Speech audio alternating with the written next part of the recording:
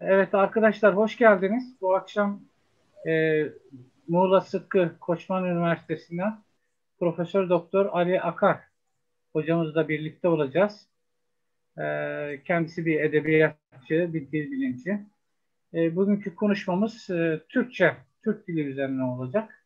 Bozkır hayatının biliyorsunuz atlı çoban e, hayatına geçince Bozkır Türklerin bir nevi yeri olmuştur.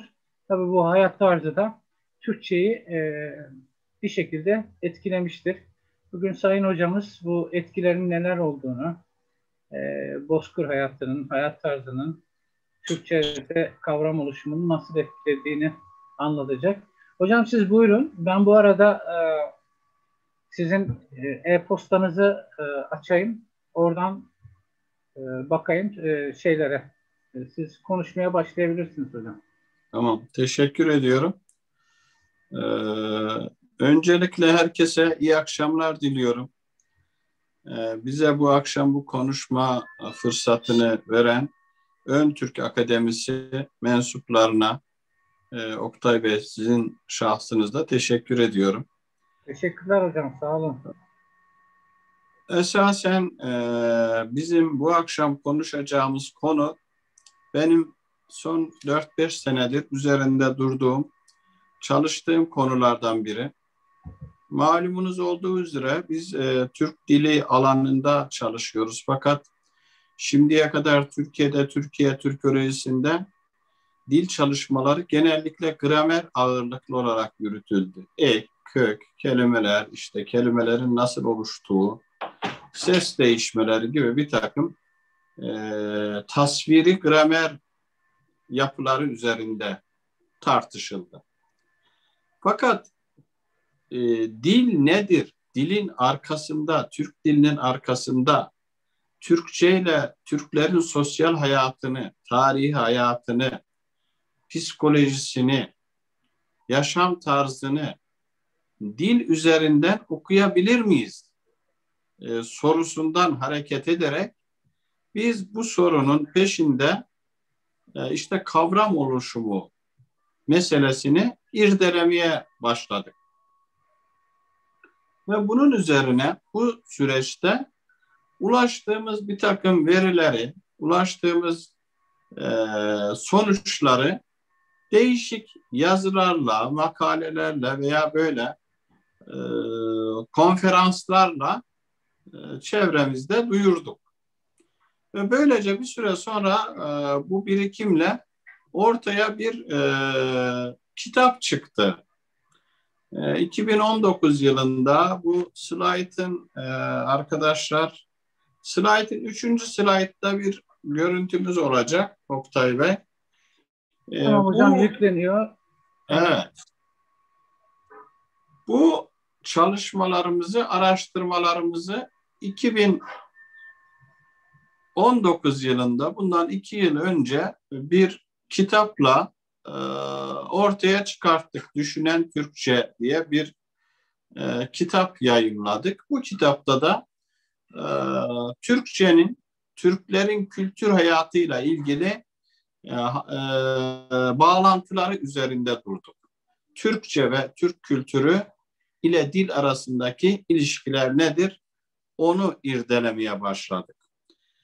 İşte bu kitap biraz bu konuşmanın da evrenini oluşturacak.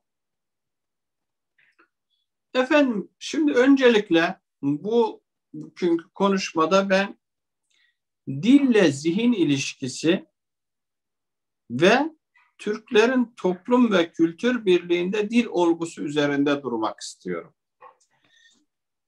Birinci mesele, Türklerin toplum ve kültür birliğinde dil olgusu üzerinde birkaç cümle edelim. Bu mesele bizim için niçin önemli? Şundan dolayı önemli.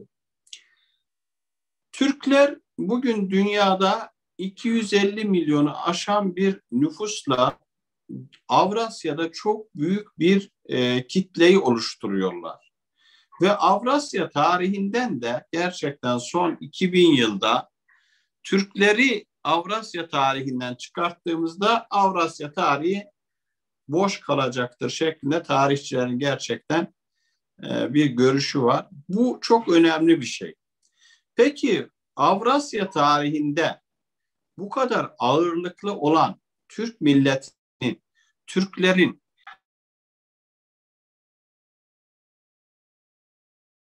Hocam sesinizi açabilir misiniz?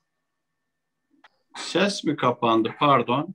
Pardon. Bu Evet, anda ses geliyor mu? geliyor hocam, o Türklerin dediniz Evet. şeylerin. Türklerin Avrasya'daki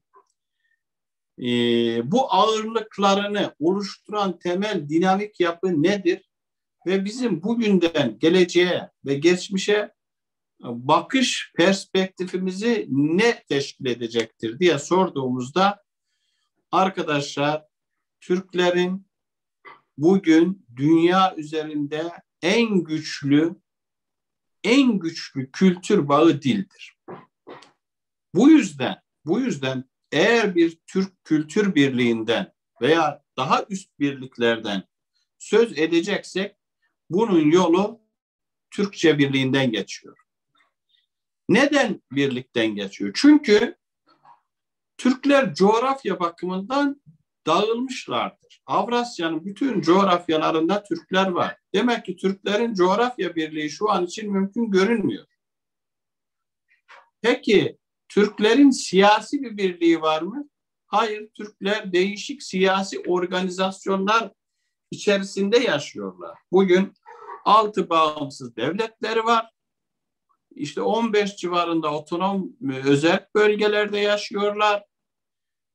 Ve dünyanın değişik yerlerinde işte İran gibi, Çin gibi veya daha küçük gruplar halinde yaşadıkları bölgeler de var. Otonom olmayan bölgeler. O bakımdan siyasi olarak da Türklerin bir birlikteliği gözükmüyor.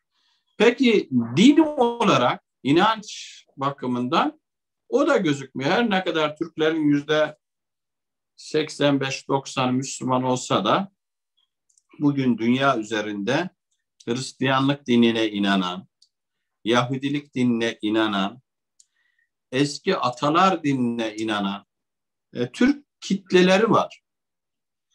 Dolayısıyla bu da birliği sağlamıyor. O zaman Türklerin birliğini sağlayacak temel dinamik noktası dildir. Peki bu dil birliği var mı? Evet, biz dil bilimciler bakımından dil birliği vardır.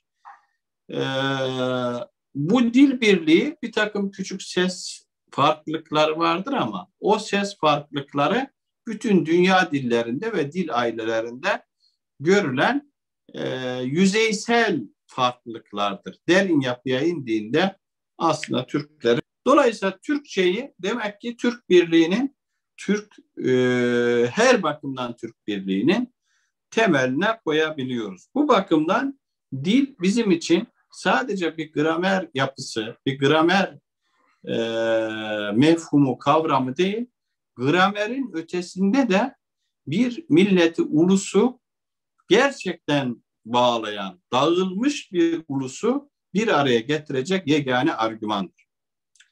Bu birinci hareket noktamızdı. İkinci hareket noktamız işte bu Türkçenin birliğini Türklerin zihinsel olarak hayata bakış açıları üzerinden okumak istiyoruz. Yani benim teorim şu: Bozkır'da oluşan Türk dili bugün dünyanın değişik bölgelerine dağılan Türklerin zihin yapısında derin izler bırakmıştır ve Türklerin evrene ve bütün nesnelere bakışını da Türkçenin Bozkır'da oluşturduğu kavram dünyası beslemiştir. Kavram dünyasından hayatı algılıyor, bu ortak kavram dünyasında.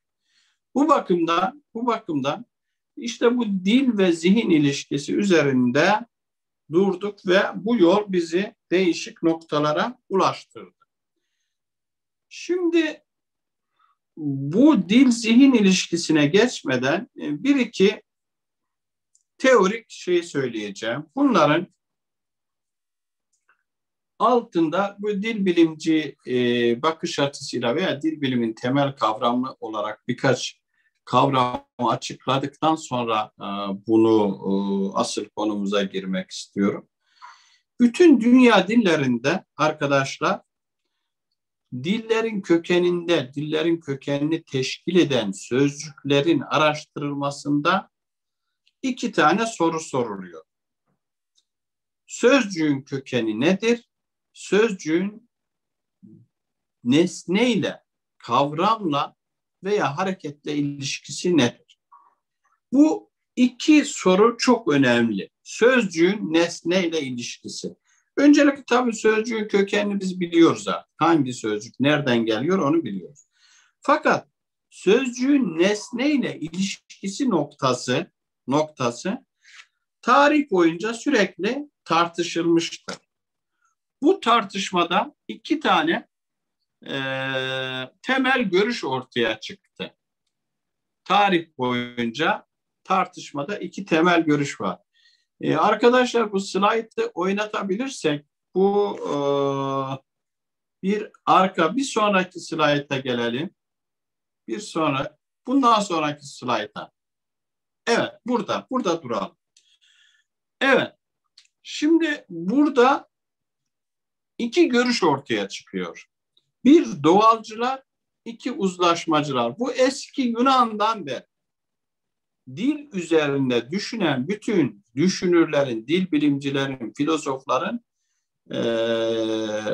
iki temel görüşü var. Bir doğalcılar, iki uzlaşmacılar.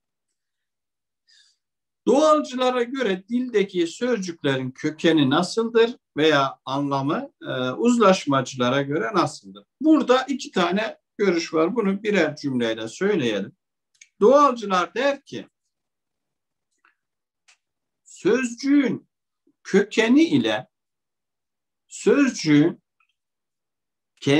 kökeni ile nesne arasında doğrusal bir ilişki vardır.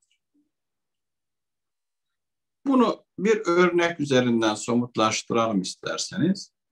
Mesela ağaç nesnesi ile ağaç kelimesi arasında doğrudan bir ilişki vardır.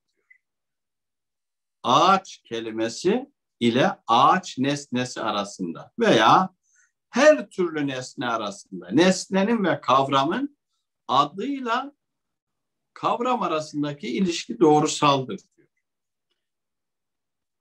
İkinci görüş ise uzlaşmacı görüştür, uzlaşım görüşü. Buna göre de şöyle bir görüş var. Bu görüşün ileri sürdüğü sav. Hayır efendim diyorlar. Sözcükle onun karşıladığı nesne arasında doğrusal bir ilişki yoktur. Biz onu toplum olarak uzlaşarak o ismi verdiğimiz için isimdir. Şimdi ağaç, biraz önceki örneği verelim. Ağaç ismi ile ağaç nesnesi arasındaki ilişki uzlaşmaya dayalıdır. Yani biz hepimiz ağaç dediğimiz için o kavramın adı ağaçtır. Yoksa ağacın dallarına göre, budağına göre, gövdesine göre bir ismi yoktur. İşte bu görüşler arkadaşlar 20. yüzyıla kadar hep tartışıla durdu. Sonunda 20. yüzyılın başında bu görüşler arasındaki tartışmalar belli noktaya ulaştı ve uzlaşmacıların görüşleri daha da ağırlık kazandı. Çünkü gerçekten biz toplum olarak bir nesneye o ismi verip uzlaştığımız için o nesnenin ismi ağaçtır. Örneğin bütün Türkler kapıya kapı dedikleri için o kapı ismiyle adlandırılıyor. Eğer nesneyle sözcük arasında doğal bir ilişkisi olsaydı dünyanın bütün dillerinde kapı olurdu veya dor olurdu. Nesneyle onun adı arasında doğrusal bir ilişki olmadığı için dünyanın bütün dillerinde nesneler, kavramlar farklı olabiliyor.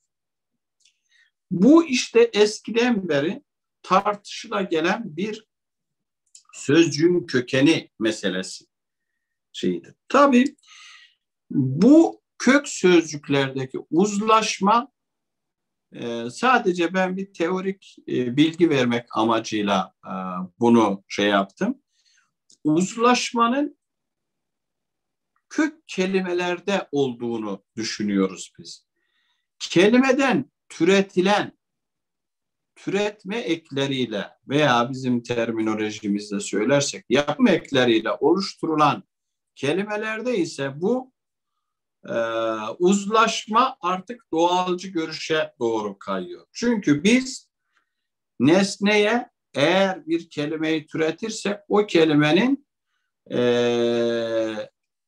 işlevine göre bir ek getiriyoruz. Örneğin şimdi göz kelimesi bütün Türkler tarafından göz dendiği için gözdür. Fakat gözlük kelimesi artık doğalcıların görüşüne göre bir araç adı olduğu için lık ekiyle getirilmiş ve Türkçe'de kullanılan Türklerin eklerini işlevsel olarak doğalcıların görüşlerine uygun olarak kullanmasıyla ortaya çıkıyor. İşte bizim teorimiz arkadaşlar bundan sonra başlıyor. Bizim teorimiz veya görüşümüz diyelim, Türklerin sosyal hayatı ile Türklerin türetilmiş kelimeler arasında benzerlikler var. Türkler yaşamları sürecinde oluşturdukları, türettikleri sözcüklerde kendi yaşam biçimlerini, hayat biçimlerini buradan yansıtmayla oluşturdular. İşte bundan dolayı bizim teorimiz Türklerin ilk yaşam merkezi olan, yaratıldıkları coğrafya olan Türklerin Bozkır coğrafyasında oluşturulan sözcükler arkadaşlar Türkçenin temel söz varlığı. Daha sonra bu coğrafyalardan değişik yerlere dağılan Türkler bu temel söz varlıklarını alıp kendi zihinsel dünyalarıyla taşıdılar.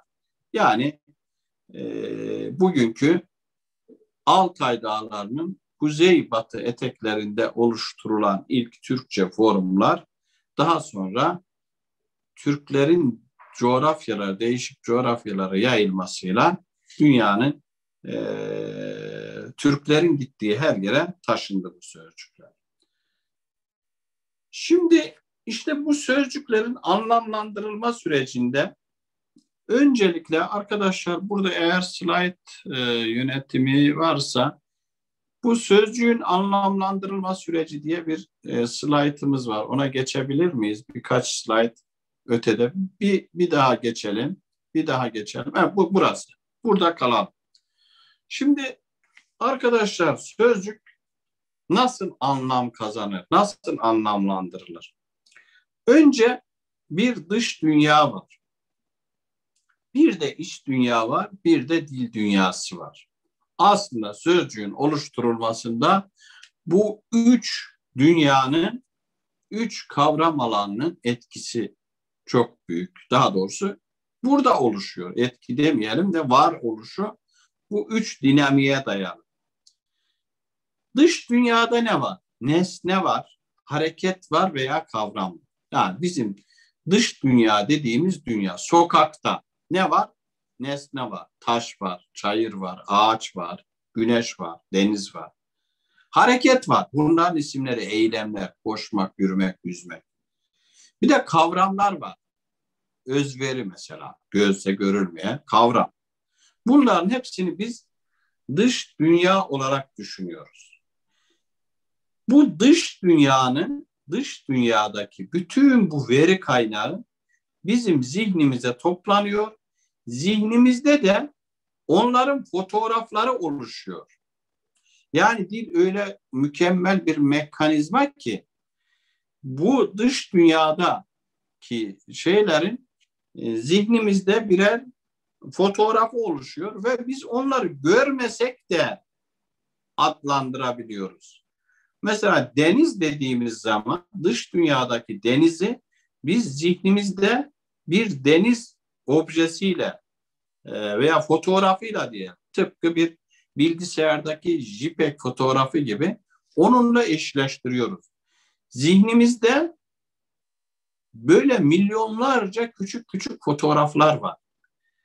Dolayısıyla dış dünyadaki bütün bu nesnelerin kendileri beynimizin içinde yok.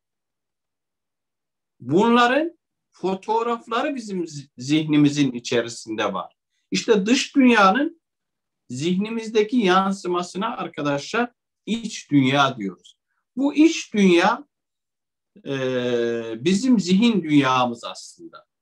Dışarıdan aldığımız bütün nesneyi, kavramı, hareketi zihinsel olarak işliyoruz. İşte bunların üçüncü evresinde de dil dünyamız var.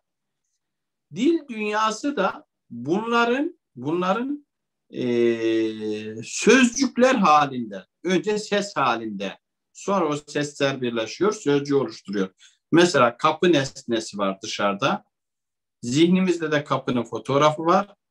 Bu fotoğraf dil dünyasına aktarıldığında K, A, P, I sözcükleriyle, sesiyle birleşiyor o süreç. Sonra dilimizde oluşuyor. İşte bu üçlü dünya bütün dünya dillerinde bu sonuçları doğuruyor. Peki bu zihinsel sürecin dillerin oluşumuyla veya milletlerin kavram oluşturmalarıyla ne ilgisi var?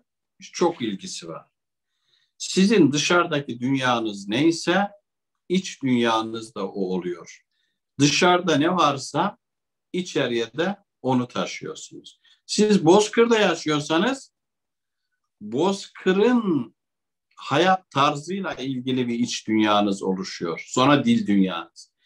Balıkçı bir toplumsanız deniz kıyısında yaşıyorsunuz ve oradaki kavramlar, deniz, balıklar, denizle ilgili bütün rüzgarlar, fırtınalar, dalgalar, bütün ne varsa o sizin iç dünyanıza. Ve Eskimo iseniz Eskimo dünyasının dış dünyası sizin içinize yansıyor. Çölde yaşayan bir kavimseniz aynı şekilde çöl dünyası sizin iç dünyanıza yansıyor ve ondan da dilsel sonuçlar çıkıyor. Dolayısıyla bunu şöyle arkadaşlar 2 slayt sonrası var. Ona bir alabilir miyiz bu slaytı çeviren arkadaşımız? Evet, tamam, bu üçgen. Biz bunda dil bilimde çok kullandığımız üçgenlerden biri arkadaşlar. Biraz önce benim söylediğim nesne, kavram ve simge. İşte dil bilimde bunlar üçleme oluşturuyor. Bu sağ alt köşede dış dünya var. Dış dünya. Bu dış dünya yukarıya çıkıyor. İnsanın beynine geldiğinde kavram oluşturuyor. Kavram daha sonra ağaç ismi olarak bizim dilimizden çıkıyor. Ona biz gösterge diyoruz. Dolayısıyla bu sol alt köşedeki ağaç, simge yazan ağaçta ise dilsel simge o. Ses olarak aktarıyoruz ve böylece bu kavramlar dilimizde oluşuyor. Şimdi bu geleneksel dil bilim bilgisini verdikten sonra arkadaşlar artık konumuza girebiliriz. Bu biraz uzun bir giriş oldu. Oktay Bey, süremiz nasıl, onu biz ayarlayalım da ona göre ben... Var hocam, şu anda 9 dakika bir süremiz var. Siz Evet. buyurun girin. Ben size haber veririm. Tamam. Şimdi işte bu dil bilimdeki kelimenin oluşumu, kelimenin kavram haline dönüşümü ve dış dünya, iç dünya ilişkilerini Türklerin hayatından, Türkçenin üzerinden okumaya çalışırsak arkadaşlar, öncelikle Türklerin bir hayat tarzına bakmamız gerekiyor. Türklerin hayat tarzı binlerce yıllık tarihinde çeşitli evrelere ayrılmış. Bu evrelerin birincisi arkadaşlar, hepimizin bildiği gibi Türklerin ilk ortaya çıktığı Altay Dağları'nın kuzey batı etekleri olarak yapılan bugünkü Kazakistan'ın kuzeylerinde, Başkırdistan, Tataristan doğusundaki yerlerde. Tabi bunlar milattan önce binlerde başlayan bir süreç. Türkler önce hayvan besleyici, avcı, göçebe bir uygarlık idi. Bu ne zamana kadar sürdü arkadaşlar? Bu süreç Uygur çağına kadar devam etti. Yani hayvan besleyici, avcı, göçebe.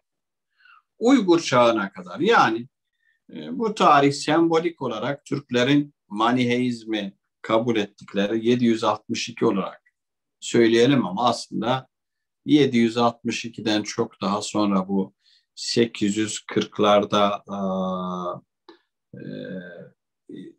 Türklerin tam olarak Ötüken Uygur Devleti'nin yıkılıp tarım havzasına Türklerin göçmesiyle birlikte ikinci evreye giriyor. İkinci evrede ne var? Yine var hayvan besleyici, göçebe ve çiftçilik katılıyor bu kez araya. Avcılık var mı? Avcılık var, ama avcılık temel beslenme kaynağı olmaktan çıkıyor bu süreçte. Hayvan besleyicilik var, sürüler var, büyük küçük. Göçebelik devam ediyor, fakat bir taraftan da toprağa yerleşme süreci de meydana gelmiş. Bu çiftçilik süreci. İşte bu Doğu Türkistan'da başlayan süreç bu kez Türklerin Orta Çağ'dan sonraki 3. evresini biz yaparsak, 3. evrede de bunlar biraz daha gelişiyor. Hayvan besleyicilik devam ediyor. Göçebelik devam ediyor yer yer. Çiftçilik daha ağır kazanmış. Şehir medeniyette oluşuyor. Daha sonra bir de bu araya şehirle birlikte tüccarlık giriyor, ticaret giriyor. Bunları niye anlatıyoruz? Bunlar Türkçenin kavram alanı oluşurken, sözcükler oluşurken, işte Türkçenin sözcükleri bu kavram alanlarıyla ilgili. Neyle ilgili? Hayvan besleyiciliğiyle, avcılıkla, göçebelikle, çiftçilikle, tüccarlıkla ilgili. O bakımda bu kavram alanlarının hepsinde var. Mesela buraya biz balıkçılığı hiç yazdık mı? Balıkçılık yoktur Türkçe'de. Balıkçılık Türklerin mesleklerinden biri değil. Türkler balık tutmayı biliyor, ama Türklerin sonradan öğrendikleri bir süreç, balık tutmak, balıkçılık veya ne bileyim işte buzullar içerisinde balık avlamak, Eskimo hayatı, yok öyle bir şey. Veya çöldeki yaşam tarzı, öyle bir şey yok. Türklerin yaşadıkları coğrafyada çöller oluşmuş, ama Türkler çöl kavmi değil. Çöl hayatı Türklerin yaşam tarzında çok fazla yer almıyor. Türklerin coğrafyalarında çöl var, ama Türkler o çöllerin etrafındaki meralarda, bozkırlarda hayvanlarını otlattıkları büyük sonsuz bozkırlarda yaşıyorlar. Çöl onlar için bir hayat kaynağı veya çölde yaşam tarzı bir hayat tarzı değil onlar için. İkincil bir öge. Evet. Dolayısıyla bizim Türkçenin, işte biraz sonra gireceğim konu, Türkçenin sözcüklerini bu Türklerin yaşam tarzları. Biraz şu slaytta gösterdim. Bilmiyorum, şu anda slaytımızı bir bakalım. Orada var mı bu şeyimiz slaytta? Evet arkadaşlar, slaytı bir çevirelim. Birkaç slayt daha bir daha gidelim. Evet, burada bu slayttaki koyu harflerle yazılmış bölümde bunlar var. Evet, şimdi işte arkadaşlar, Türklerin sosyal, ekonomik ve kültürel değişmeleri bu süreç içerisinde dile yansıyor ve kelimelerin yapısında bu değişmeleri biz görüyoruz ve kelimeler bu bağlamda yeni anlamlar kazanıyorlar. Dolayısıyla Türk dili de Türk milletinin bu süreçte hayat tarzının aynası oluyor. Hayat tarzını yansıtıyor. İşte bu dil millet ilişkisini bu süreçte birkaç kelime üzerinden, birkaç sözcük üzerinden somutlaştırmaya çalışacağım. İsterseniz yarıda kalmasın, bu süreli ise bu hocam oturumu... isterseniz burada Evet.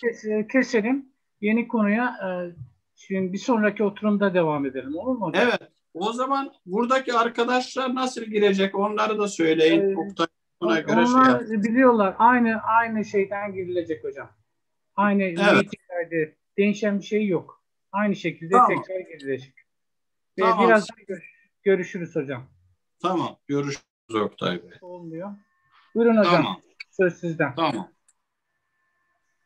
Evet, değerli dostlar, biraz önce genel olarak dil bilim de kelime oluşumu, kelime ile zihin ilişkisi ve Türklerin sosyal hayatları üzerinde kısaca durmuştuk. Şimdi bu bölümde ise biraz önce söylediğimiz şeyleri, teorik konuları birkaç sözcük üzerinden, sembol birkaç sözcük üzerinden irdeleyeceğiz.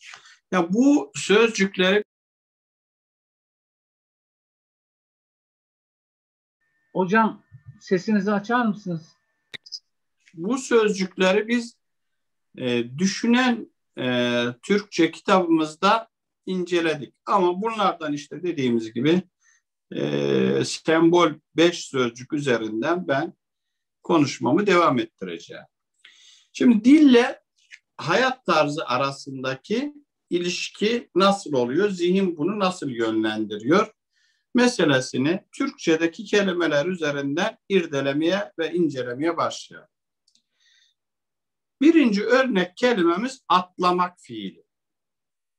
Arkadaşlar, atlamak fiili bildiğiniz gibi bir yerden bir yere zıplamak günümüz Türkçesine. Yukarıya atlamak, aşağı atlamak, hızla bir yerden diğer bir yere mekan değiştirmek anlamında kullandığımız fiillerden biri.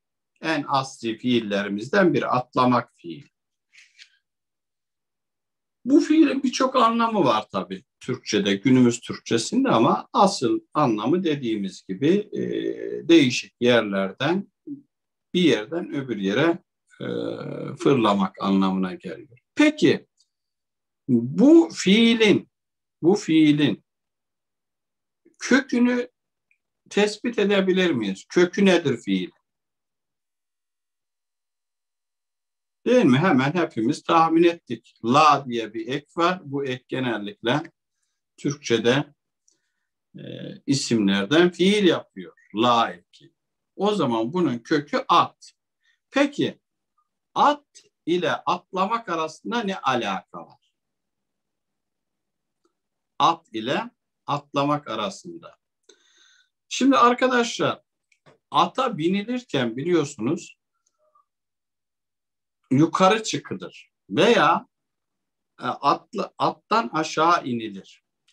Sürekli hayatı atla iç içe geçen, atla binlerce yıl iç içe yaşayan bir toplum için atlamak fiili atla ilişkili bir eylemin fotoğrafı çekilerek hayatın diğer alanlarına genelleştirilmiş.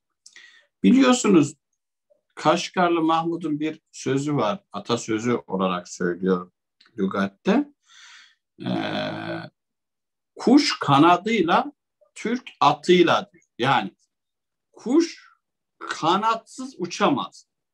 Türk de atsız gidemez diyor.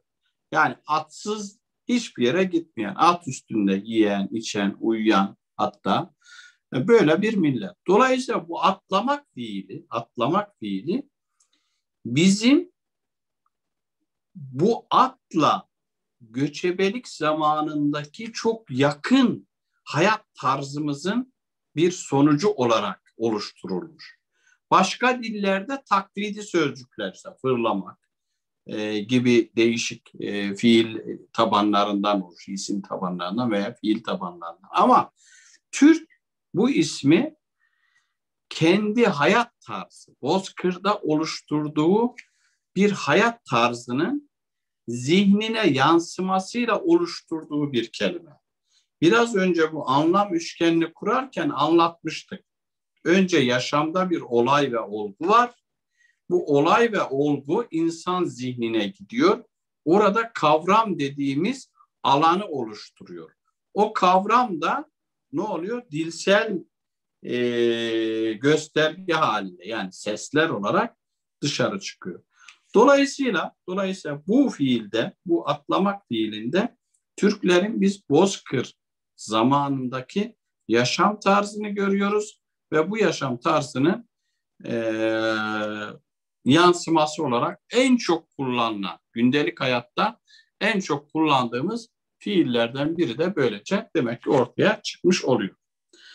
Bu demek ki bizim atla iç içe yaşadığımız hayatın sonucu olarak ortaya çıkmış.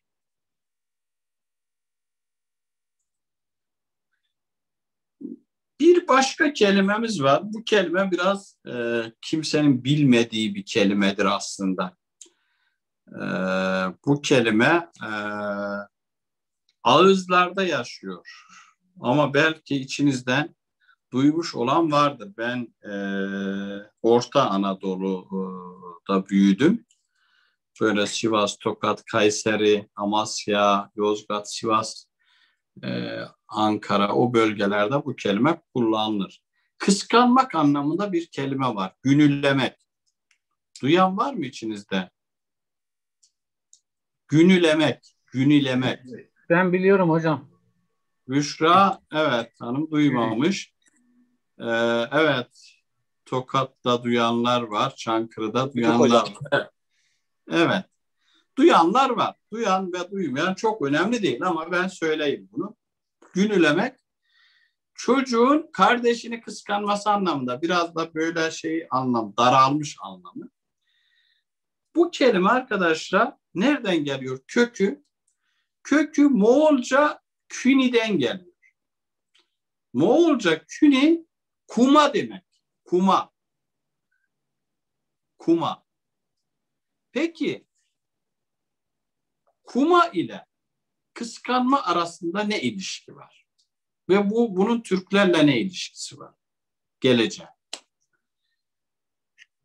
Şimdi kuma kıskanılıyor ise, kıskançlığın simgesi bir kelimeyle kuma ilişkilendiriliyorsa, bunların Türk sosyal hayatında, Türklerin yaşam tarzında veya aile ilişkileriyle, aile hayatlarıyla ne ilişkisi vardır bu sözcüğün? Aile hayatlarıyla ilişkisi. Bu şunu gösteriyor.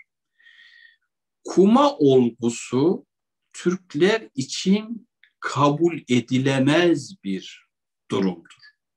Çok kıskanmak, çok istememek bir şeyi kuma ile özdeş hale getirilmiş. Biliyorsunuz bazı toplumlarda kumalık çok normal bir müessesedir.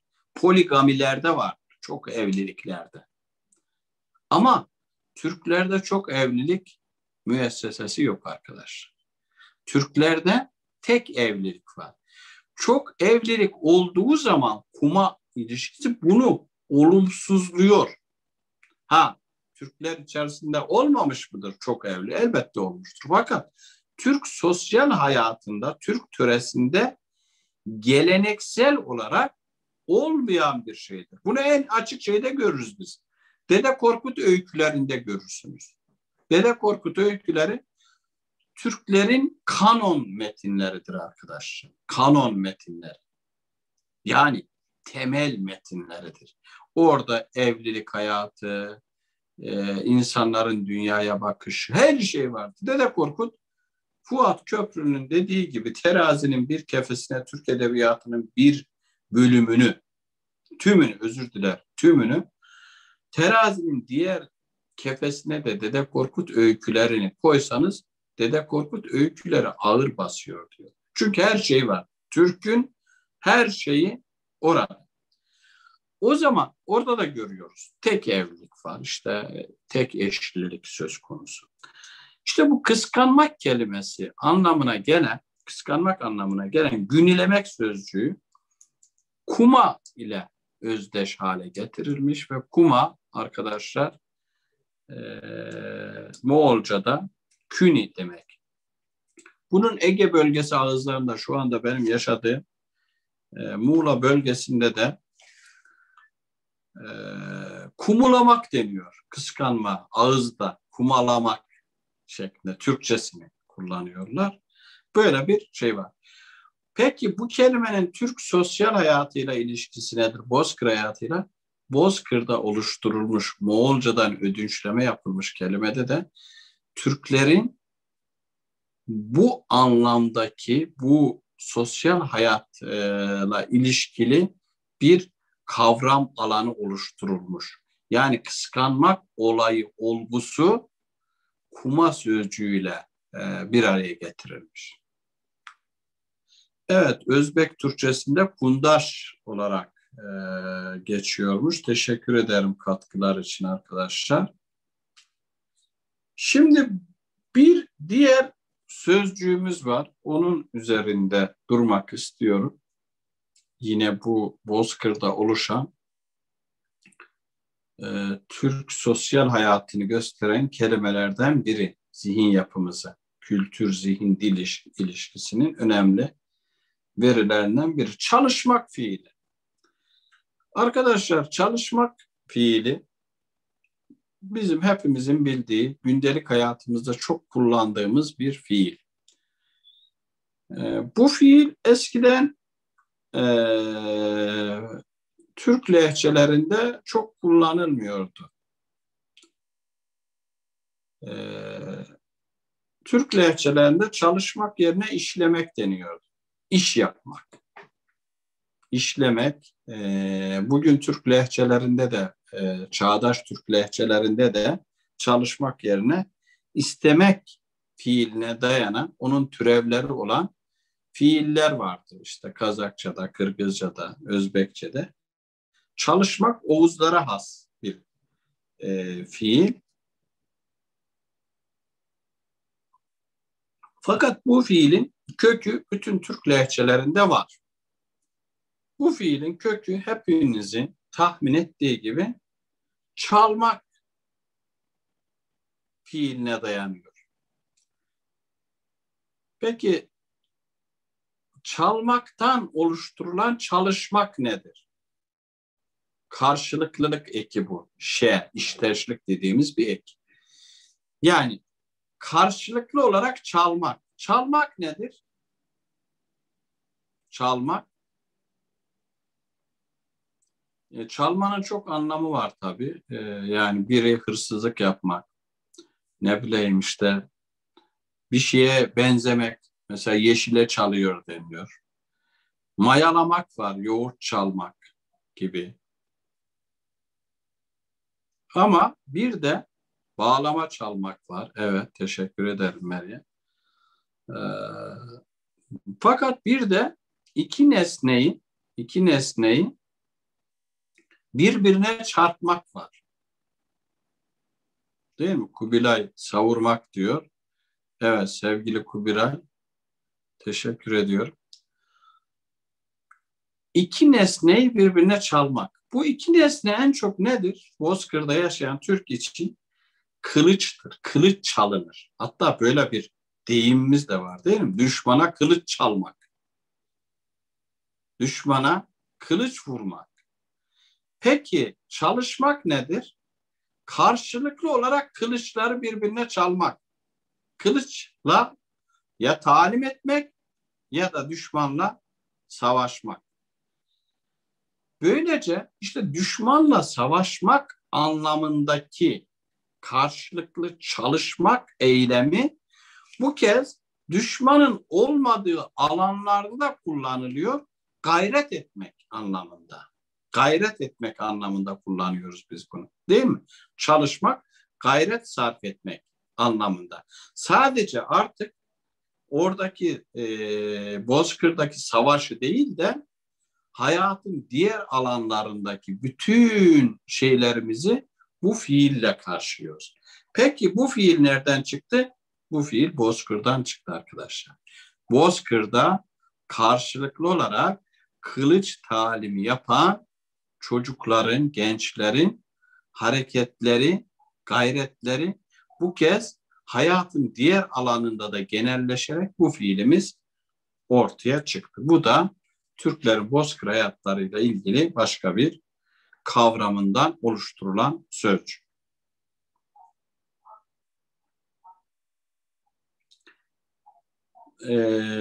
Bir başka kelimemiz var arkadaşlar. Komşu kelimesi. Komşu. Komşu da Türklerin Bozkır hayatının hatıralarını taşıyan sözcüklerden biri ve günümüz hayatında da çok kullanılan temel sözcüklerimizden biri biliyorsunuz. Bu sözcük de arkadaşlar konmakla ilgili. Konmakla ilgili. Konmak, konuşu. Tabii bu n'ler bazen m'ye bazen eski lehçelerde, tarihi lehçelerde bu geniz n'sine de dönüşmüş. Konşu falan deniyor. Hatta bugün Anadolu'da da bu geniz n'si, nazar ne dediğimiz şeyle konşu falan diye söyleniyor. Bu fiilin kökü komaktır. Komak bırakmak demektir. Komaktan konmak olmuş. Yani konma nedir peki? Konma ya gökteki bir nesnenin, hayvanın yere konmasıdır.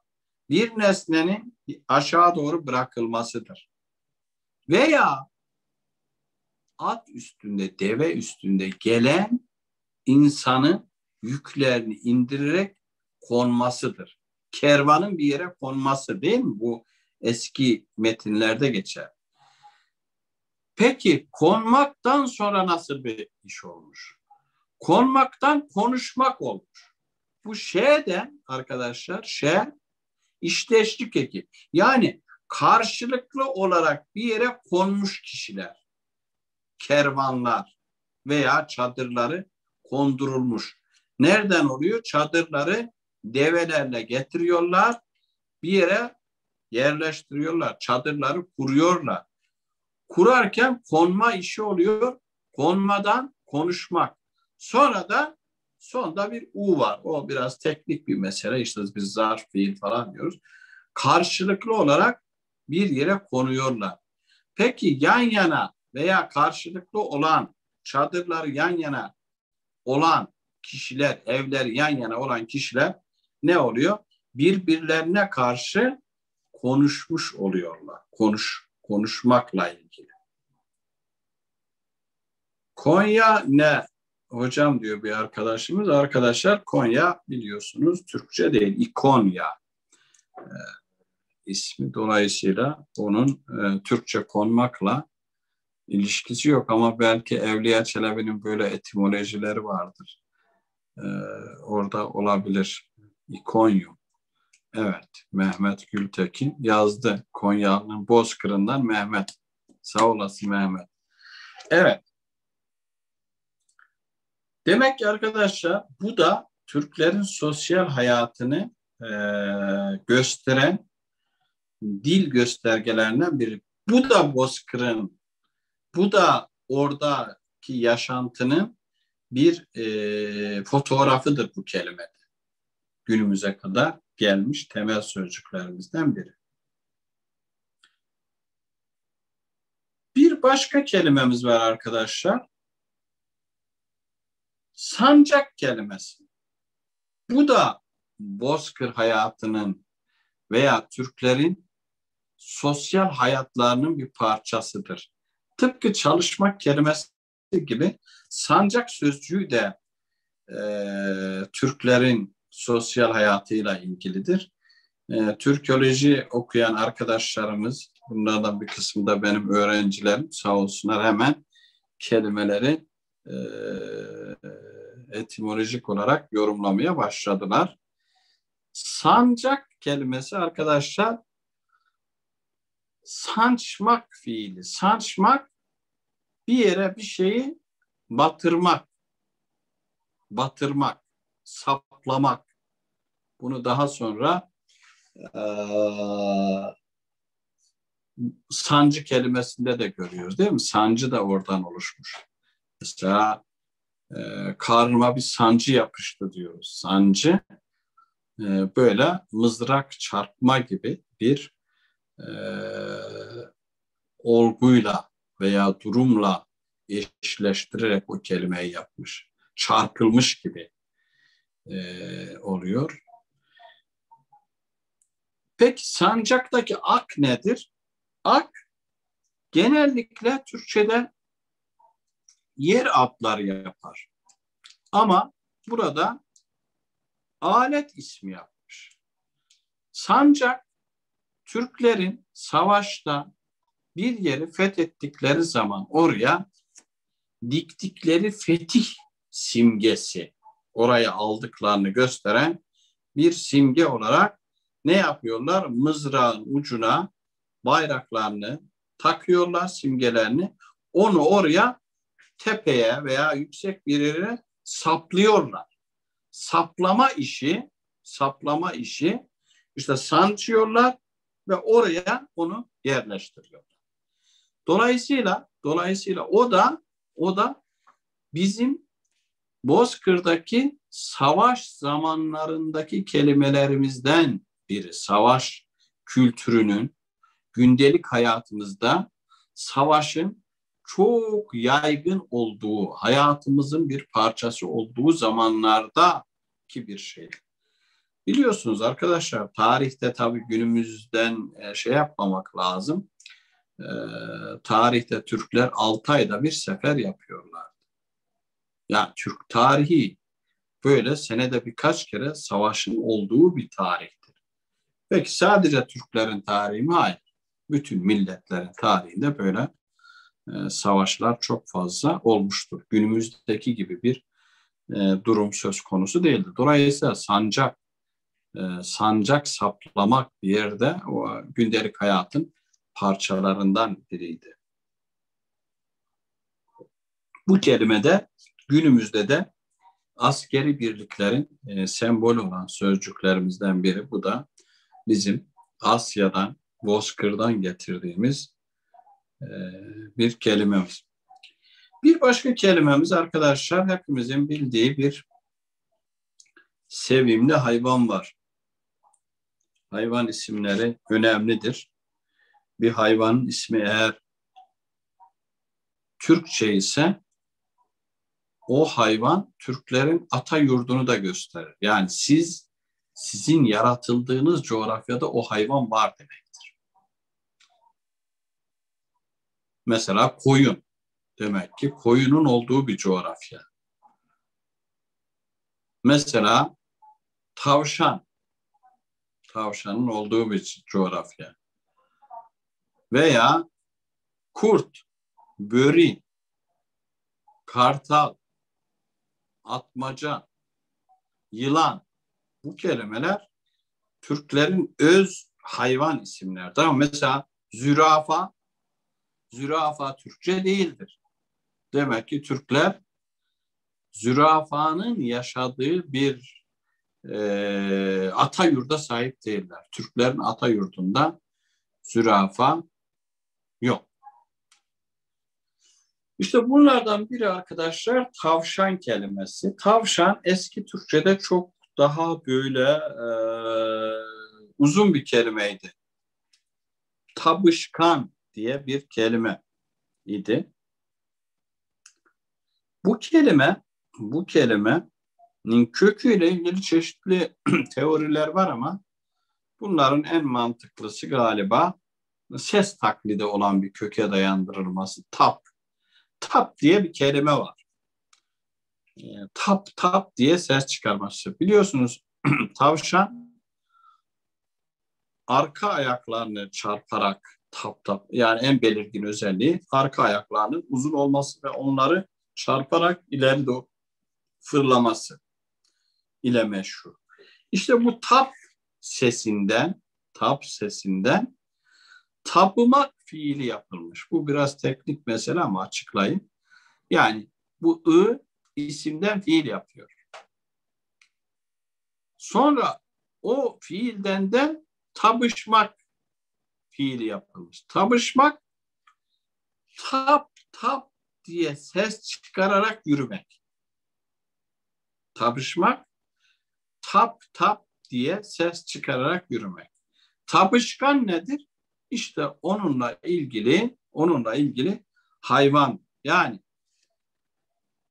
tap diye ses çıkararak sürekli ama gan eki süreklilik de ifade ediyor. Sürekli tap diye ses çıkararak yürüyen, koşan, tavşan genelde koşuyor.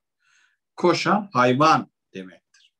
Peki bunun bozkırla ne alakası var? Elbette alakası var. Bir, siz bu hayvanın hareketini çok yakından gözlemlemişsiniz. Avcısınız. Mesela biz bugün tavşanı görsek tavşan olduğunu biliriz. Fakat tavşanın yürüyüşü, ne yediği, ne içtiği, nasıl yaşadığı onunla ilgili hiçbir bilgimiz yoktur bizim. Çünkü biz o dünyanın insanı değiliz artık. Fakat Bozkır'da yaşayan insan hayvanların hepsinin hareketlerini ayrıntılı olarak gözlemler. Bu çok tuhaftır. Siz bunu hiç anlamazsınız. Onların kafasında başka bir dünya olmadığı için o insanın zihin dünyası arkadaşlar kendi hafızası onların fotoğrafını çekiyor, yerleştiriyor. Renklerin, kokuların, seslerin ayrı ayrı hard diskler gibi beyinde yeri var. Dolayısıyla mesela göçebelerde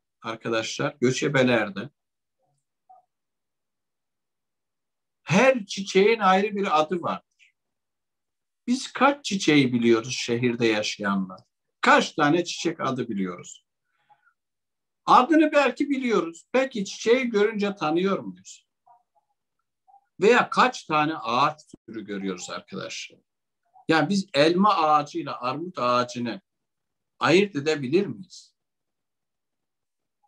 Veya bahçede 10 tane meyve ağacı var. Meyveleri vermemiş olsun. Meyvelerden tanıyabiliriz.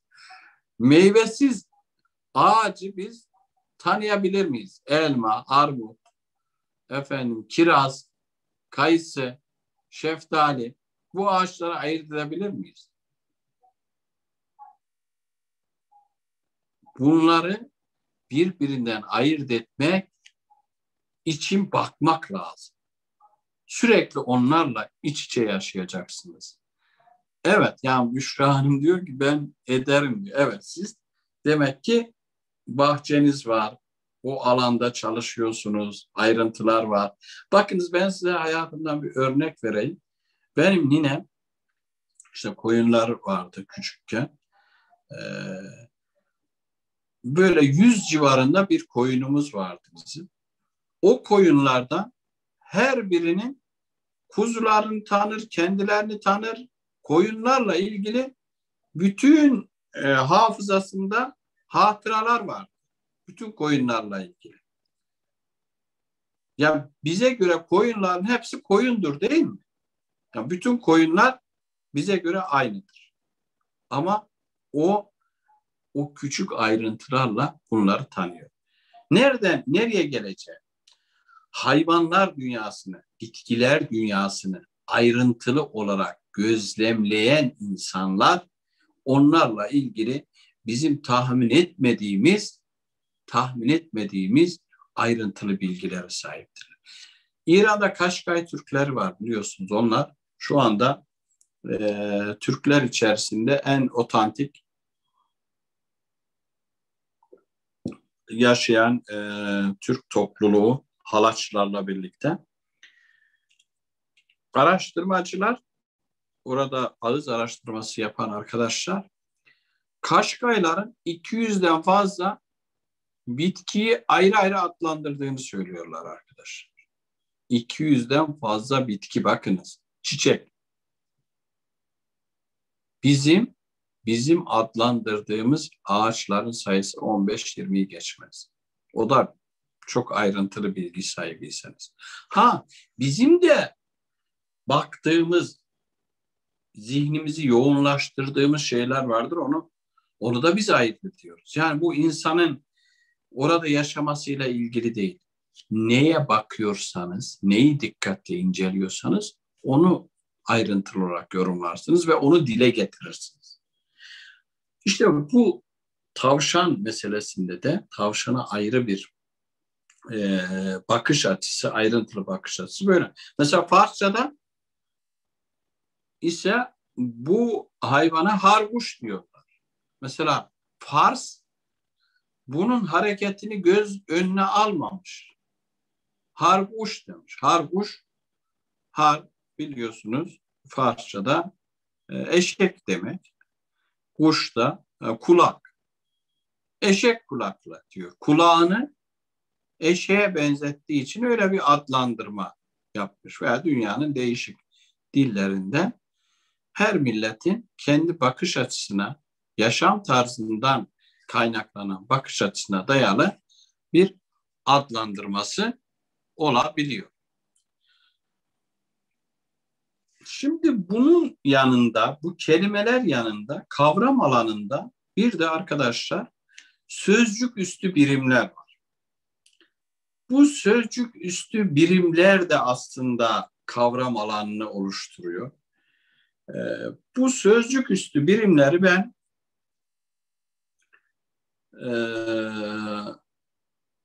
atasözleri, deyimler, kalıp sözler, hatta daha ileri metinler, yani hikayeler, masallar, bunları da sözcük üstü metinlere alabiliriz. Sözce diyoruz hatta ona.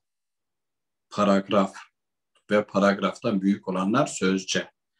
Fakat biz biraz da kalıp söz veya işte atasözleri, deyimlerde bakalım.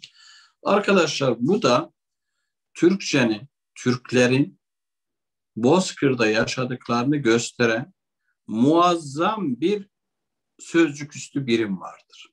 Bozkır'a ait kavram alanıdır. Bakınız Türkçe'de şu anda sadece Türkiye Türkçesinde 35.000 civarında atasözü var. Deyimlerimiz zaten tamamen bir Türkçe bir deyim dili. Yani çok fazla deyimimiz var.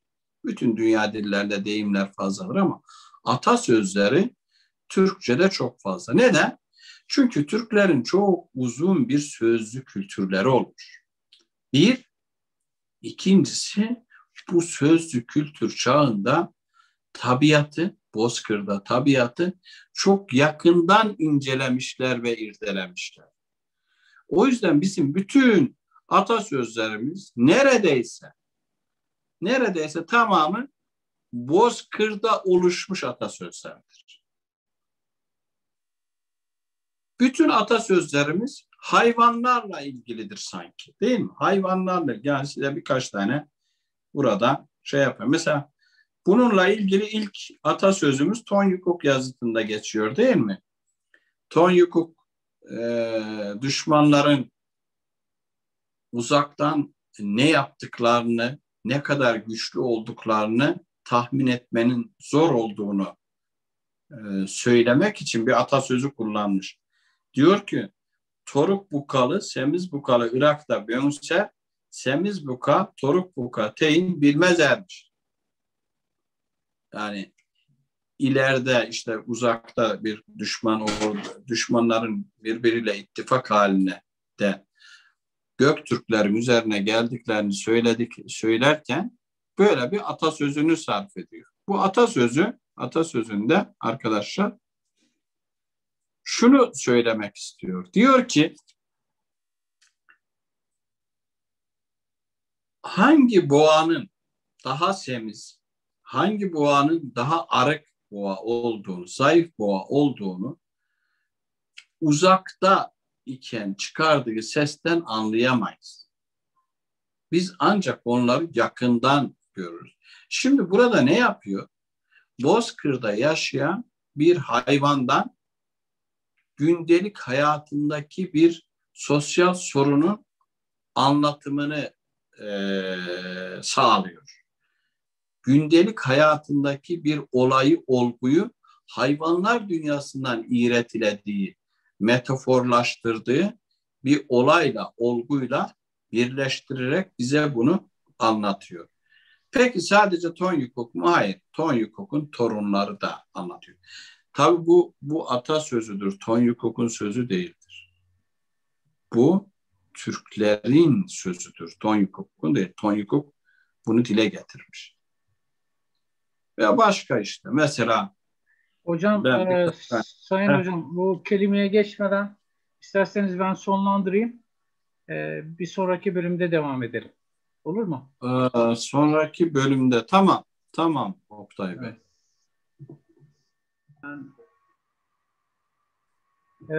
Hocam, buyurun, ben şeyi de açayım. Siz Tonyukok'un sözlerinde kalmıştınız. Evet. Oradan devam edelim.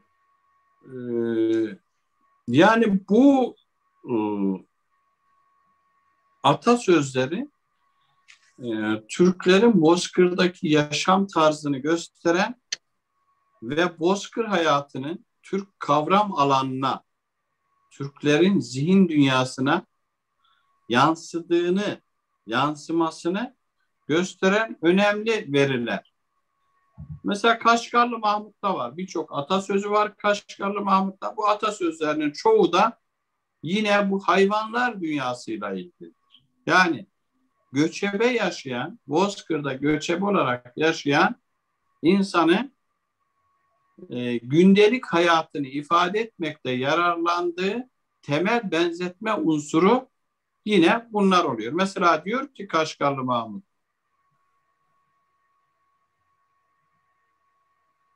avcı ne kadar al bilirse ayı o kadar yol bilir. Al burada hile demek. Aldatma. Yani avcı ne kadar tuzak kursa da onun önündeki ayı ormanda o kadar yol bilir. Bu söz Bozkır'da yaşayan veya göçebe olarak yaşayan Bozkır hayatını çok yakından incelemiş, irdelemiş, gözlemlemiş bir insanın sözüdür. Yahut işte birçok şey var. Ağılda oğlak doğsa ovada otu biter. Bu da tamamen sosyal hayatın göstergesi. Yahut bakın şu söz çok önemli. Şahin sinek avlamaz. Şahin sinek avlamaz. Bu ne demek? Ya bu da hayvanlar sadece şeydeki kara hayvanlarını değil, aynı zamanda uçan hayvanları da yakından gözlemlemiş. Bu bakımdan ben konuşmamı birazdan bu verilerle, tabii bu çok fazla veri var arkadaşlar. Bütün deyimlerimiz, atasözlerimiz, masallarımız, hikayelerimizi irdelediğiniz zaman, bunun altını kazıdığınız zaman sizin kültürel köklerinizin hepsi arkadaşlar Bozkır'a çıkıyor. yeni bir söz üretilmemiştir arkadaşlar. Mesela yeni bir atasözü duydunuz mu siz? Mesela ben yaşarken şöyle bir atasözü oluştu diyebilir miyiz? Olmaz, mümkün değil. Ve yaşandığı dönemde söylenen sözler de o kişilere ait değildir. İşte Tonyukuk'un sözü. Tonyukuk'un bu sözü bir atasözüdür. Tonyukuk'un atalarının sözüdür. Tonyukuk'un ata. Bunlar biliyorsunuz anonim ama bu anonimliğin bir ucu belirsiz bir döneme çıkıyor. Belirsiz bir dönem işte Bozkır'da yaşanan uzun hayattır. Moğol bozkırlarından Anadolu yaylalarına taşınan bir tarih, bir kültür, bir hayat tarzı ve ortak hayat algısı var. Biz bugün büyük sitelerde yaşayabiliriz. Bozkır'ı görmemiş olabiliriz. Efendim metroda yolculuk yapıyoruz, uçakla yolculuk yapıyoruz. Tamamen böyle bir kır dünyasından, bozkırdan uzağız. Ama bizim zihin yapımız, genetik kodlarımız, kültürel kodlarımız bozkırda şekillenmiş şekildedir. Yani biçimde bir hayat devam ettiriyoruz. Bu kolay olmuyor. Olmayacak da. Yani değiştirmek, dönüştürmek. Çünkü bizim dilimizle birlikte oluşturduğumuz kişiliğimiz böyle devam ediyor. Yani dil bizim şahsiyetimizi oluşturuyor. Örnek vereceğimiz zaman yine oradaki atasözlerini örnek veriyoruz. Bu atasözleriyle getirdiğimiz kültür kalıpları bizim aslında gündelik hayatta da atalarımız gibi davranmalarımıza yol açıyor. O yüzden biz her ne kadar 1000 yıldır kentlere gelmiş olsak da arkadaşlar davranış tarzlarımızın altında biraz göçebe kültürü yatıyor değil mi? Hani diyorlar ya yani Türklerin böyle heyecanlı olması, savaşçılığı mesela savaşı sevmeleri, efendim hayatın diğer alanlarında mesela plansız yaşama, iklime göre tavır alma veya saat kavramını çok önemsememe işlerin hepsi bizim Bozkır'dan getirdiğimiz yaşam tarzımızdır. Ama diğer taraftan da bir avantaj da vardır. Göçebeler saat kavramına pek uymazlar. Ama bir işin bitirilmesi zamanın geldiğinde de zaman kavramı tanınmadan çalışırlar. Mesela Almanlar planlıdır değil mi? 8 saat çalışır. Ama Türk belki 4 saat çalışır. İşin bitirilme aşamasında 15 saat çalışarak onu bitirir neticede. Dolayısıyla bu da bizim Bozkır'dan getirdiğimiz bir dağınıklık ama o dağınıklığın arkasında da son kertede de olsa işimizi bitiririz. Mesela bizim bu son ana bırakma huyumuz nedir değil mi? Vergi yatırıyoruz. En son gün vergiyi yatırıyoruz. Daha önceden bir ay süre verilmiş mesela. En son gün gideriz. Veya bu işleri sona bırakma, erteleme. Bu aslında bu kültür kodlarını biz dilden de takip edebiliriz. Kelimelerden de takip edebiliriz. İnsanların psikolojilerinden, davranış biçimlerinden de takip edebiliriz. Fakat bunun için sadece dilciler değil, aynı zamanda değişik bilim alanları bir araya gelerek ortak disiplinler arası çalışmalar yapılması lazım. Mesela bizim bu verilerimizi biz bir psikologla, bir sosyologla değerlendirmemiz gerekiyor. Onların bilimsel bakış açısıyla dil verilerini ona göre değerlendirmek lazımdır. Bu bakımdan dilcilerin ortaya koyduğu bu veriler sosyal bilimlerin diğer alanlarında maalesef şimdiye kadar çok incelenmedi, irdelenmedi.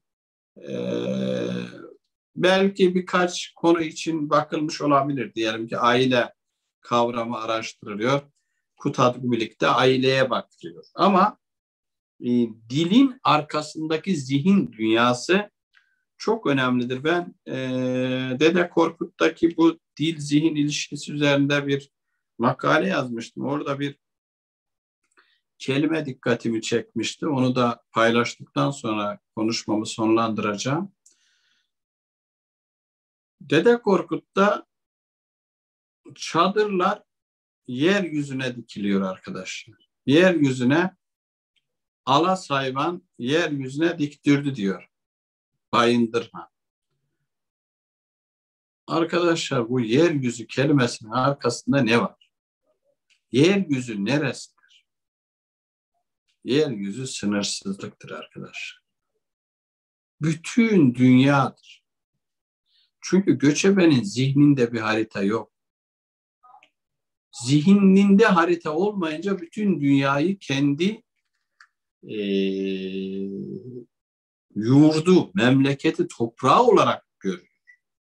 Zihin dünyası yeryüzüne diktirdi diyor. Çadırı yeryüzüne diktirdi. Bu yeryüzünün işte kendi tarlasına, kendi merasına, kendi şeyine değil. Orada mülkiyet de yok aslında. Mülkiyet yok. Nesne ortak.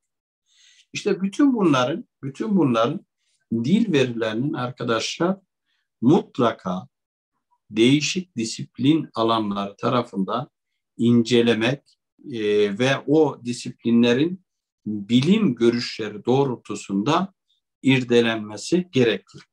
Ben konuşmamı bir sözle bitirmek istiyorum. Bu sözü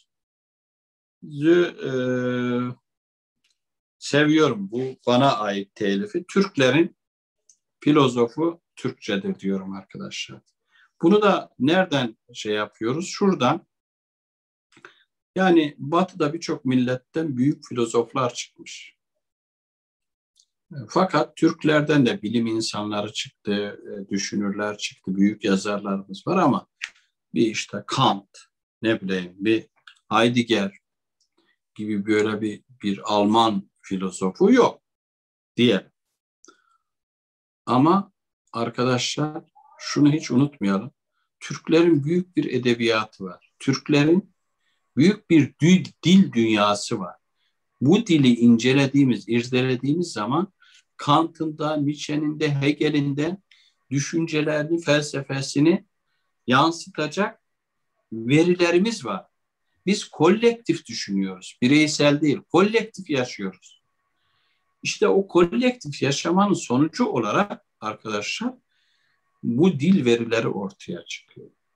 Bu bakımdan Türkçe'ye kavram alanı olarak bu şekilde bakmak, Türklerin Bozkır'dan getirdiği kelimelerin kendi yaşam tarzlarıyla, orada oluşturdukları yaşam tarzlarıyla doğrusal ilişkilerini tekrar kurgulamak ve Türk hayat tarzını biraz da dilde aramak gerekir diye düşünüyorum.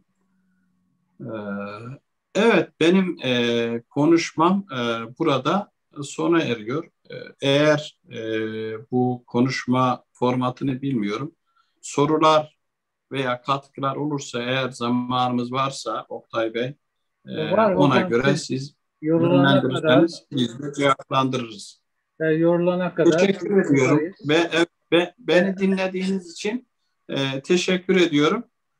Bu anlamda sorularınız varsa onları da yanıtlamaya Hocam çalışırım. çok teşekkür ederiz. Arkadaşlar sorularınızı herkese açık bir şekilde yazalım. Ben hocama soracağım sizin yazdıklarınızı. Bu arada çok teşekkür ederim hocam. Sizin sayenizde aslında çok güzel bir örnek verdiniz. Tavşan örneği. Ayak sesinden, tabışkandan geliyor dediniz. Farsçada da bunu harbuş yani eşek kulaklı diye. Oradan ben şunu çıkarttım. Türkler demek ki tavşanı çok daha yakından tanıyor. Yani seslerini duyacak kadar yakından tanıyor. Ama Farsiler tavşanı uzaktan görmüşler. Yani kulağıyla Farsça diyor. Bir de tabii doğayla iç içe olmanın bir de tabii inanç da var. Bizim inancı eski Türk inancına göre veya Türk inancına göre de Doğaya saygı var, sevgi var, iç içe olmak var. Onlar güzeldi. Buyurun arkadaşlar, sorularınızı yazabilirsiniz. Hocam başlangıçta çok güzel bir giriş yaptınız. Dediniz ki bütün dünyada, yani Çin'den şeye kadar, Avrupa'nın ortasına kadar ve Sibirya'dan Afrika'ya kadar her yerde Türkler var. Az ya da çok.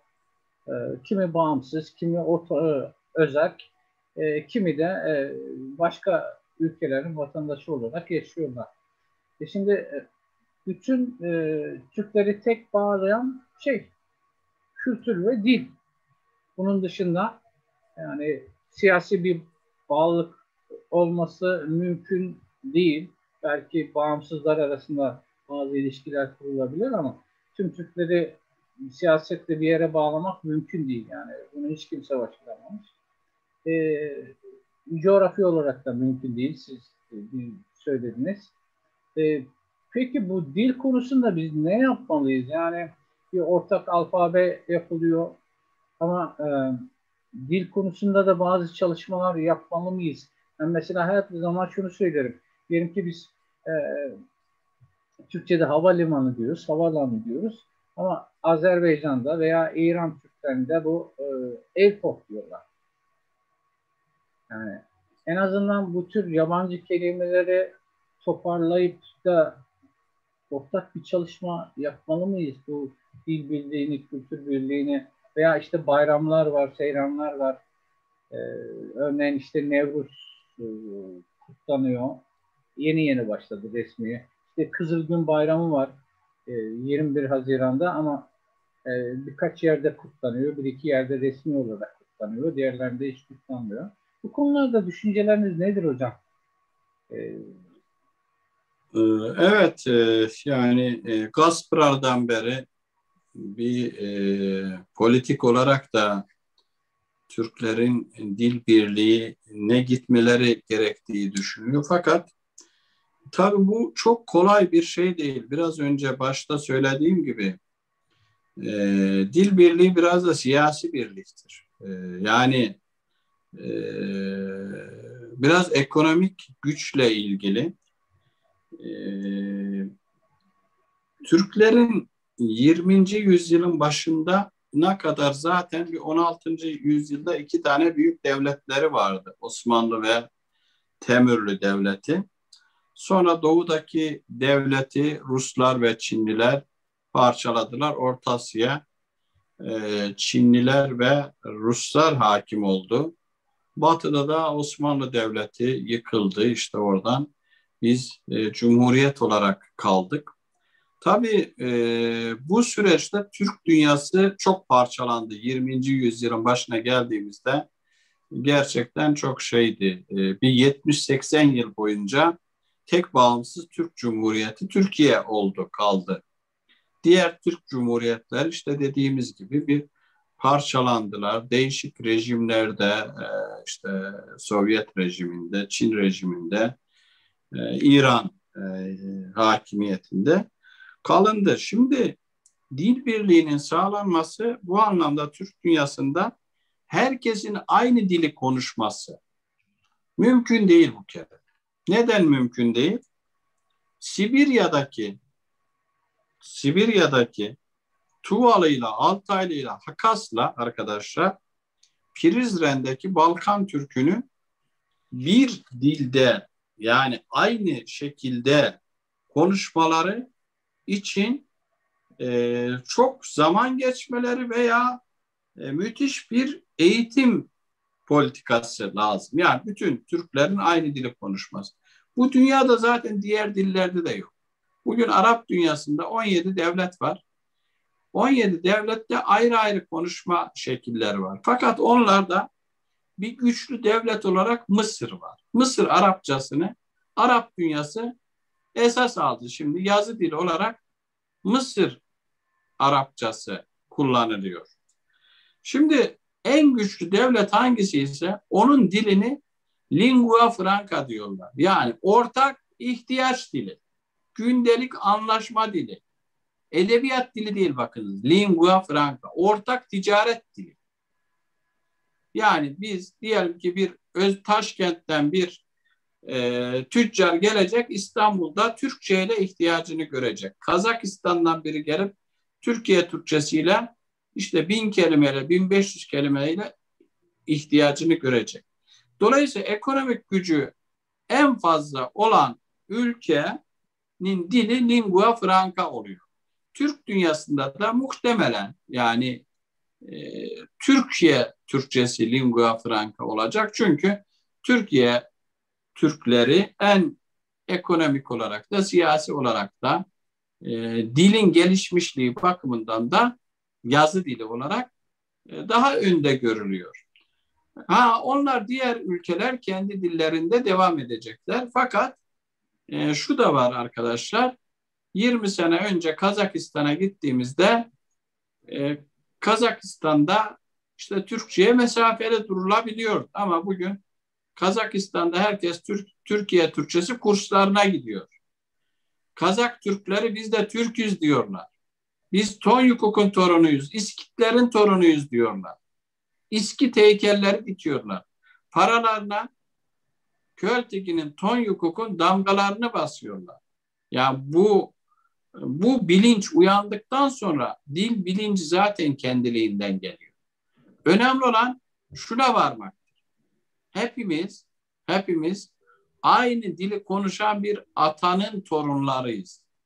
Bu arkadaşlar, bu bağ bütün bağların üstündedir ve çok güçlü bir motivasyon, bir güdüleme oluşturacak.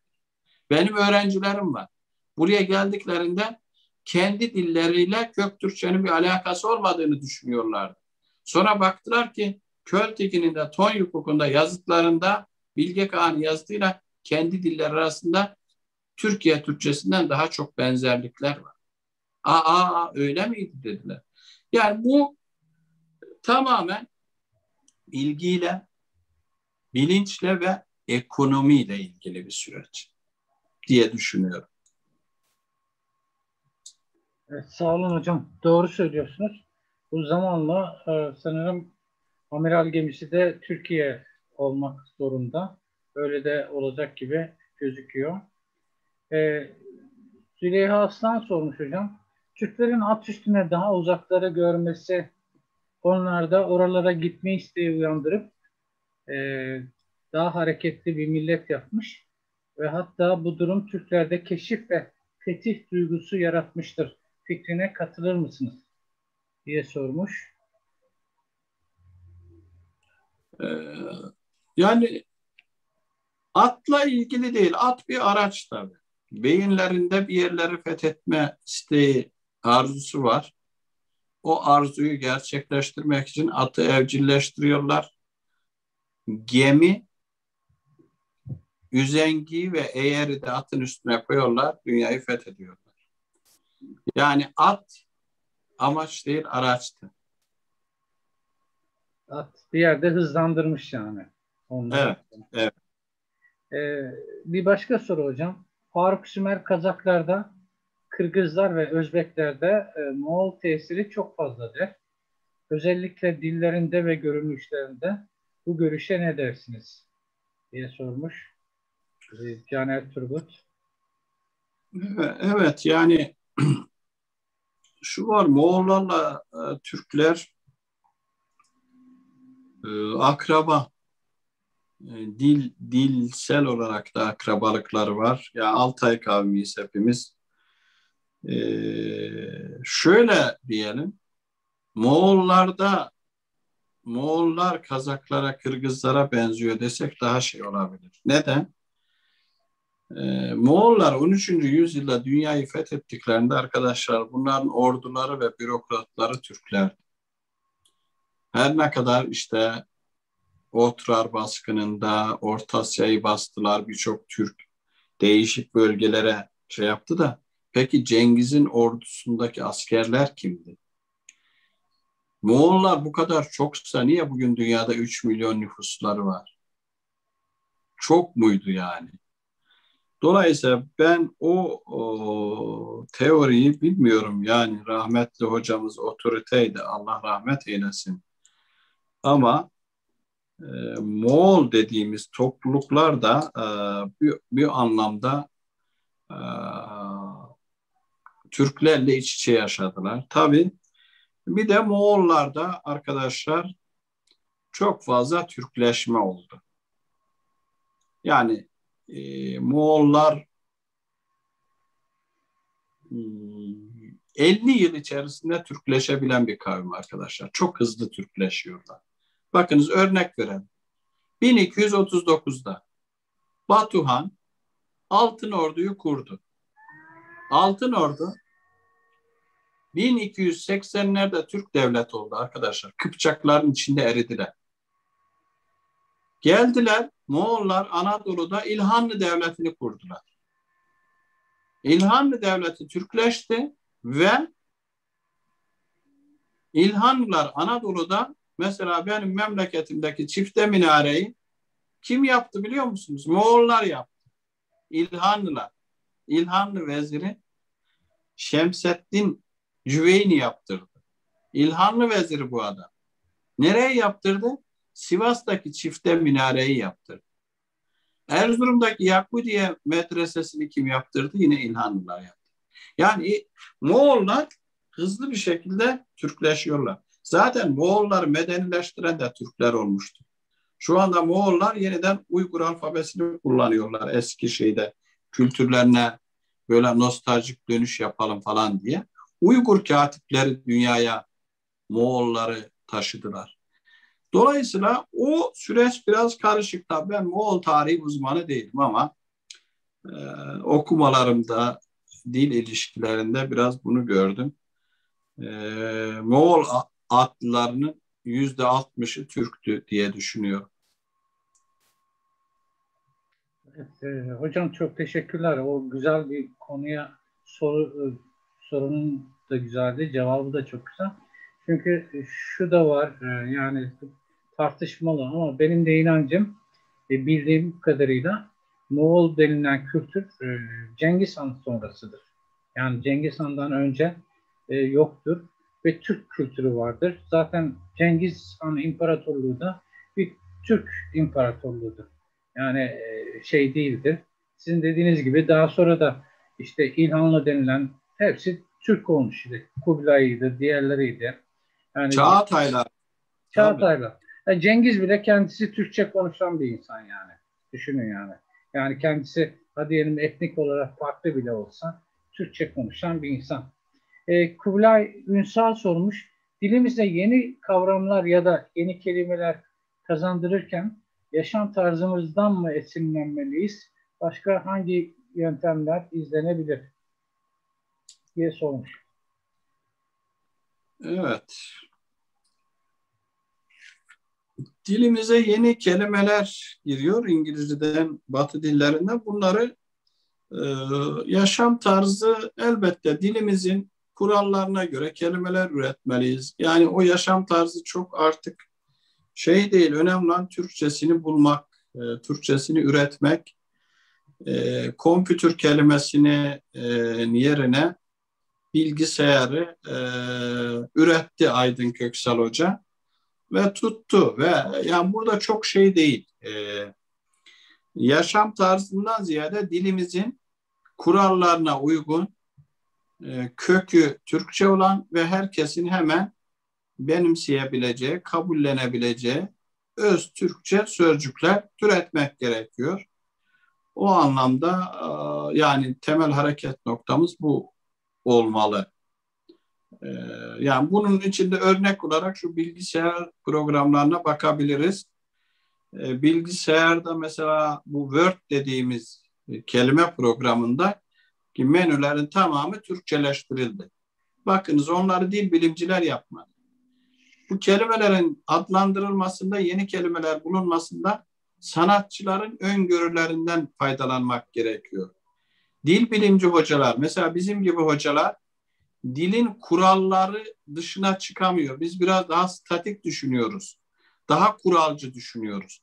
Oysa bu yeni sözcükler tutabilen sözcükler olacak ve herkesin hemen kavrayabileceği, gençlerin hemen kabullenebileceği şeyler olmalı. Mesela biz Faks yerine belge geçeri şey yaptık, ürettik. Bu gerçekten güzel bir sözcük ama tutmadı. Niye tutmadı biliyor musunuz? 4 heceden oluşuyor. Faks bir hece. Bir de onun şeyini de fiilini de üretmek lazım. Belge geçerlemek. Aha sana 6 hece.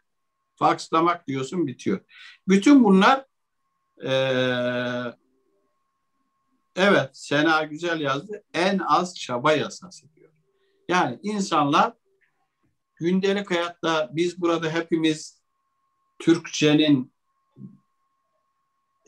savunucularıyız. Hangi sözcük gelirse gelsin uzun da olsa biz kullanabiliriz. Çünkü biz dil konusunda bilinç sahibiyiz. Ama sokaktaki insan pratik olanı kullanır. Kulağa hoş geleni kullanır. Kısa olanı kullanır. Veya norm tutmuşu yani kurallı olanı kullanır. O bakımdan bu anlamda üretilmiş güzel örnekler var. O örneklerden hareketle yeni sözcükler üretilebilir. Hocam tilki kelime sözcüğünün kökenini sormuşlar. Tilki Türkçe kelime ama kökenine bakmak lazım. Şu anda anımsamıyorum. Eski metinlerde dilkü falan diye geçer. Evet, evet. Mustafa Kenan Bey sormuş. Hocam aç, et, iç, oç, öç, uç, at, et, it, it, ot, öt, ut, üt gibi tek heceli kelimelerin tek başlarına anlamının olması bozkır yaşantısının bir özelliği midir? Kök kelimelerde anlam arayamayız. Yani kelimenin ancak ekleşmiş sürecinden sonra bozkırda anlam kazandırabiliyoruz. Mesela göz kelimesi kömek fiilinden geliyor. K ve Ö. Oradan göz kelimesini yaptık. Bir de fiil yapmışız, görmek. Bu R ve Z tamam. Fakat kö kelimesi, görmek anlamındaki kömek, onu anlamlandıramayız. Aç kelimesi, aç olan insan. Şimdi aç kelimesinin kökünü anlamlandıramayız. Onun ne olduğunu bilmiyoruz. Ne zaman olduğunu da bilmiyoruz. Ama şimdi şey gibi, at gibi. Ata biz niye at dedik onu bilmiyoruz. Fakat atlamayı biliyoruz. Atla ilişkili. İşte o türemiş kökler üzerinden biz anlamlandırma, hayatla ilişkiyi oradan kurabiliyoruz. Ama kök söz, mesela gelmek fiili. Gelmek fiili bir köktür ve bunun anlamı nedir yok. Onu bilemeyiz.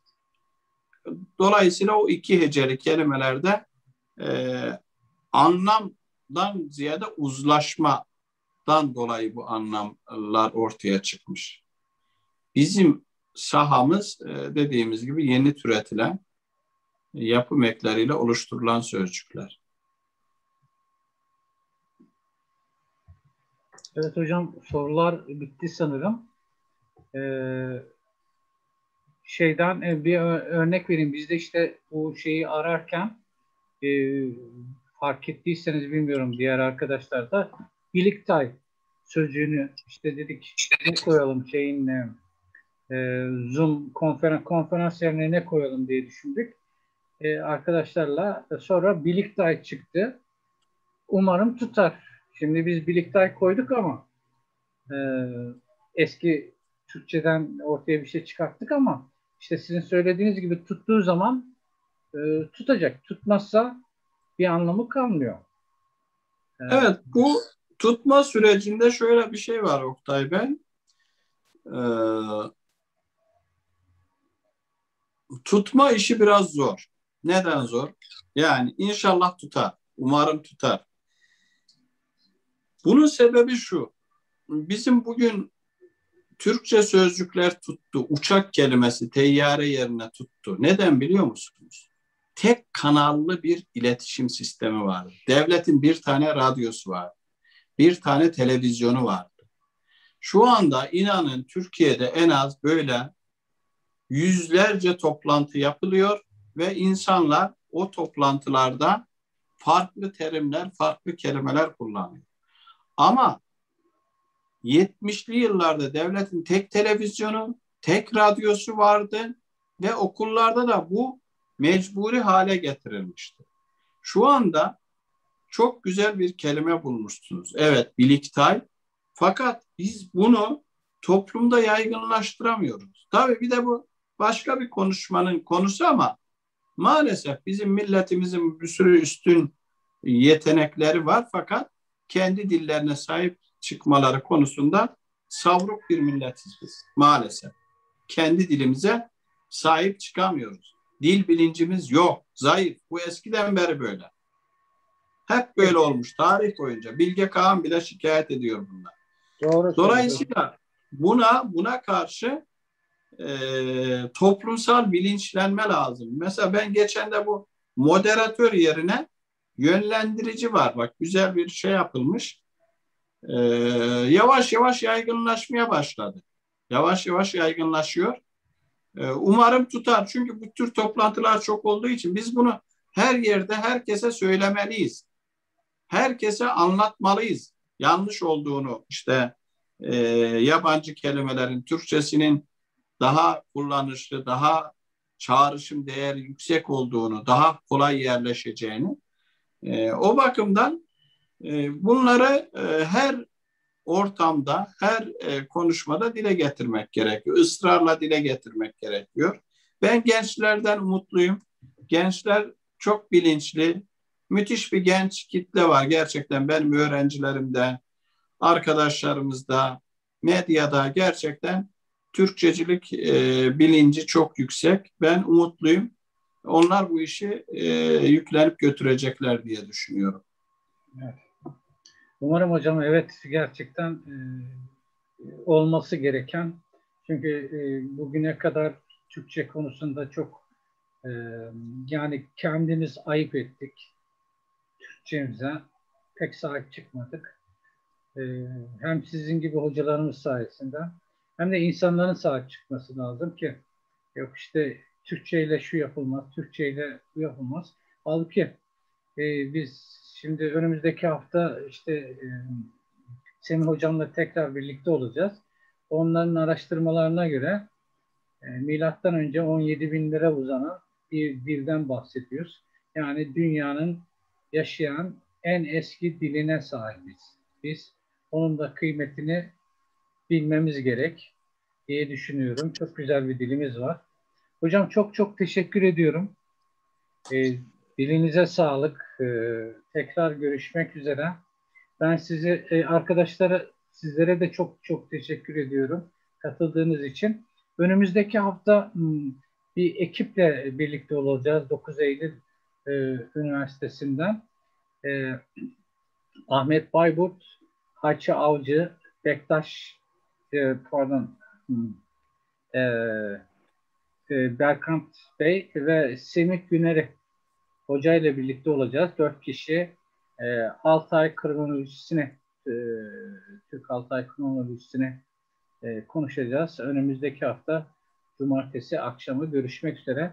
Hocam söz sizde. Son 2 dakikamız, ne söylerseniz elveda diyeceğiz. Ondan sonra kapatacağız.